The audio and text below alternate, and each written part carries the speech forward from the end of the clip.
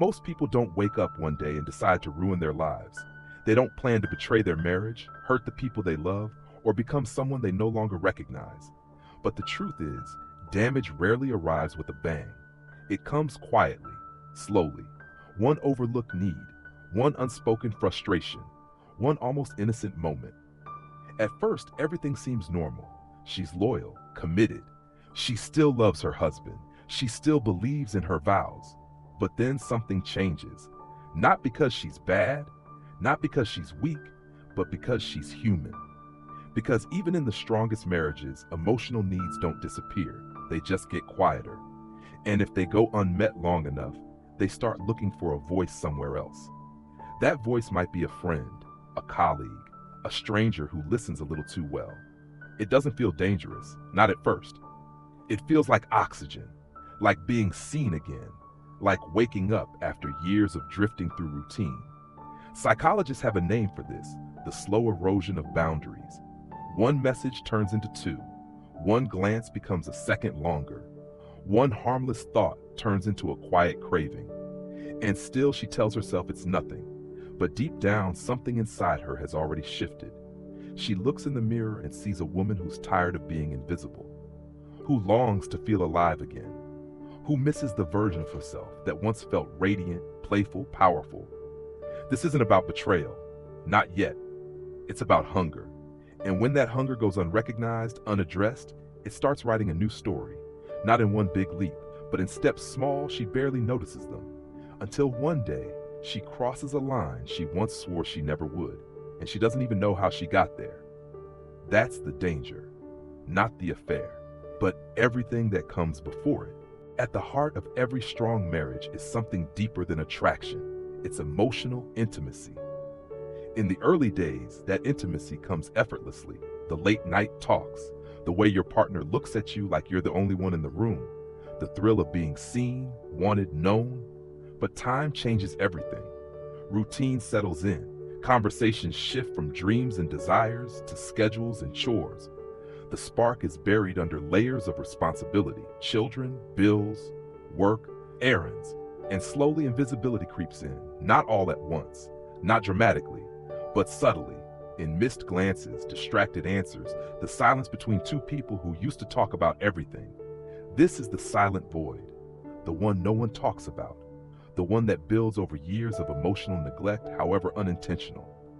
It's not always the husband's fault. Life is demanding, but for many women, that sense of being cherished begins to fade. And in its absence, a hunger grows, not for an affair, not even for romance, but for acknowledgement, for someone to notice, a stranger's compliment, a colleague who listens, a passing moment where she feels interesting again. It can hit like oxygen after years of suffocation. Psychologist Dr. John Gottman called indifference the silent killer of relationships. It isn't conflict that destroys love. It's the absence of connection, the loss of emotional presence. And this is where temptation begins. Not out of malice, but out of need. Not because she stopped loving her husband, but because she stopped feeling seen by him. Human beings are wired for connection. For women especially, that connection is often deeply emotional. When it disappears, they don't go looking for a new partner. They go looking for themselves, the version they were when they felt alive, desired, chosen. And if a man appears who mirrors that reflection back to her, not in grand gestures, but in small attentions, the void inside starts to fill. This is not about weakness, it's about longing. And the most dangerous part, she may not even realize it's happening, because it starts so small. Just a conversation, just a smile, just the feeling of being noticed again.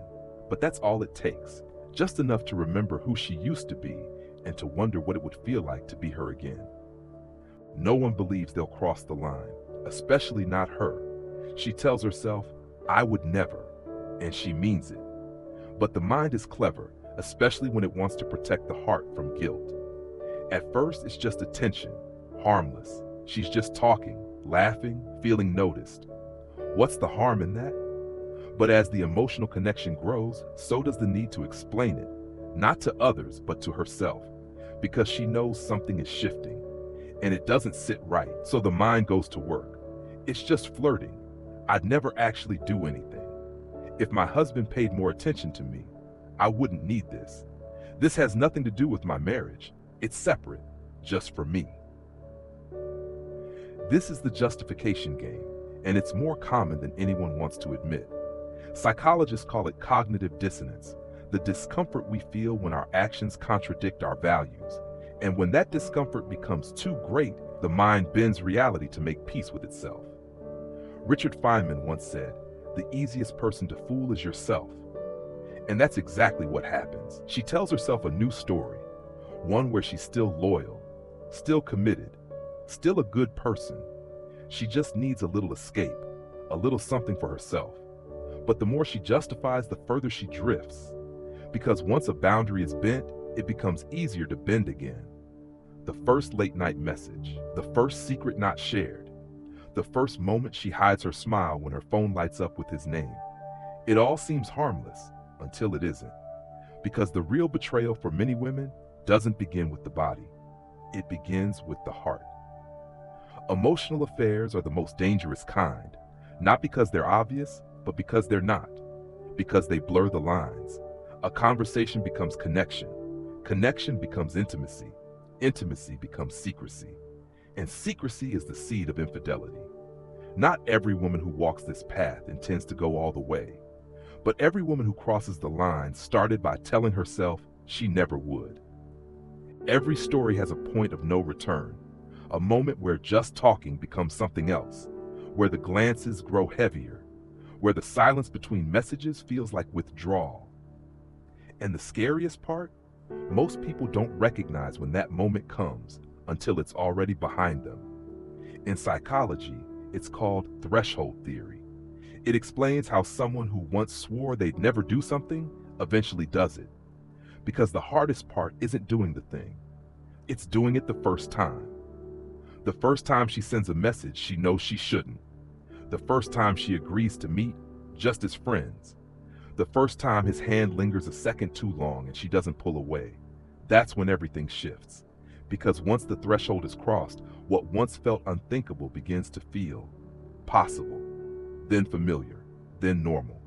Aristotle said, "What we do repeatedly, we become." And if what was once forbidden becomes a routine, even a secret one, it starts to shape who she is. This is the illusion of control. She tells herself, "I can stop anytime." But can she? Neuroscientists have found that romantic and sexual attraction activate the same brain pathways as drug addiction. The dopamine, the reward loop, the emotional high. And like any addiction, the moment becomes more important than the consequences. The connection isn't just with the other person anymore. It's with the feeling. The feeling of being wanted, being alive, being chosen. At first, the lies feel wrong. The deception makes her chest tighten, but the mind is terrifyingly adaptable. What once felt like betrayal turns into strategy. She gets better at hiding, smarter at covering her tracks. The guilt fades, replaced by justification. I'll stop next week, next month, soon.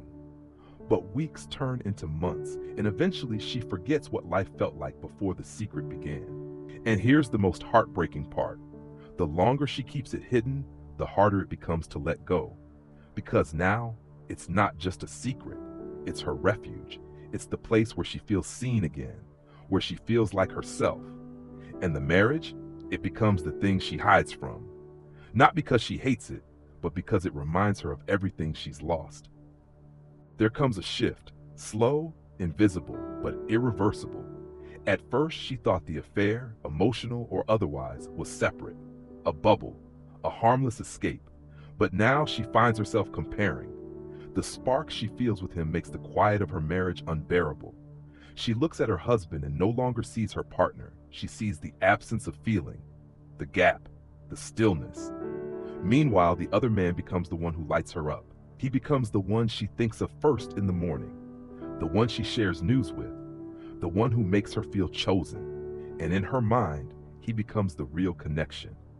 Even if she hasn't crossed a physical line, her loyalty has already shifted. Her husband, once the center of her world, now feels like the outsider, the other man, and that is the final turning point. The moment when the affair stops being a deviation and becomes the new reality.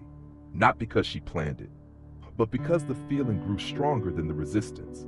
She stopped seeing her actions as wrong. Instead, she sees them as necessary, as deserved. I've given so much, I've waited so long. He stopped trying. Why should I keep holding on? This is what makes the spiral so devastating. It's not about desire anymore. It's about identity, about reclaiming a part of herself she thought was gone. The woman who felt magnetic, confident, alive. The woman who once had dreams beyond dinner plans and school drop-offs. And this man, this connection, reflects that woman back to her. To walk away now wouldn't just be leaving him, it would be losing herself again. So she stays. Not because she's cruel, not because she doesn't love her family, but because she's convinced herself that what she's found is something she'll never get back at home. And once that belief settles in, once her heart calls another place home, the damage is already done. Justification is a powerful drug. It rewrites memory, it reframes choices, it blinds us to the cost. By now, she's no longer wrestling with guilt, she's defending her right to feel alive. Every conversation she once questioned becomes connection.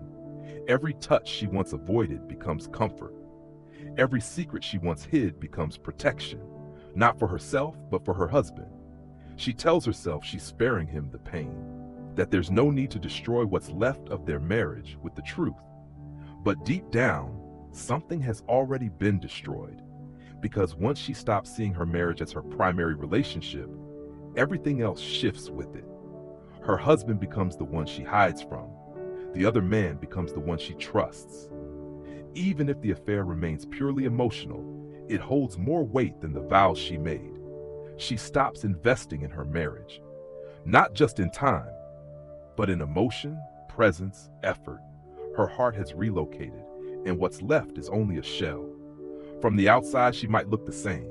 She's still showing up, still cooking meals, still smiling at family gatherings, but something is gone. The light, the openness, the sense of unity. And sometimes the most tragic part is that her husband doesn't see it, not until it's too late, because she's become a master of disguise, not out of cruelty, but out of survival. She tells herself this double life is temporary, just a phase, just a few months, just until she figures things out. But the longer it goes on, the harder it becomes to stop. She's chasing a feeling now, and feelings, unlike facts, are hard to reason with, because this isn't about logic, it's about longing, and longing makes people do things they never thought they would. So how does this story end? In most cases, only two ways. She gets caught, or she walks away. Not because she no longer loves her husband, but because she's convinced herself that the version of her that feels alive only exists somewhere else. And once that becomes her truth, there's no turning back. So why does this story matter? Because it's not just about infidelity, it's about awareness. Most people walk through life blind to the slow shifts, the cracks forming beneath the surface of what looks solid. They focus on the explosions, the breakups, the betrayals, but they miss the whispers, the emotional distance, the unmet needs, the subtle erosion of connection that happens long before the first lie is told. This is where the Stoics offer something powerful, not judgment, but clarity. The Stoic path is not about controlling others. It's about recognizing what is within your control, your awareness, your presence, your ability to see the signs, not when it's too late, but when it still matters. So if you're in a relationship, ask the hard questions now. Are we emotionally present or just physically coexisting? Do we see each other or just function side by side? Are we honest about our needs or silently starving? Because temptation thrives in silence and connection dies in assumption. If you're the partner who's been drifting, look within, not outward. Ask yourself what you're truly craving and whether you're trying to find it in someone else because you've forgotten how to nourish it within your own life. And if you're the one who's never suspected a thing, don't panic, but don't stay blind. Presence is protection, and intention is the antidote to erosion. The Stoics teach us that real power comes from awareness, from the courage to look closely, from the discipline to choose alignment over escape. Because the greatest strength is not in avoiding temptation, it's in understanding it. So you can meet it with wisdom, not fear. Because once you can name the danger, it loses its power. And once you choose to stay awake in your relationship, you create something temptation can never compete with: real connection. Rooted in presence, rebuilt with care, sustained by truth. That's not just love, that's strength.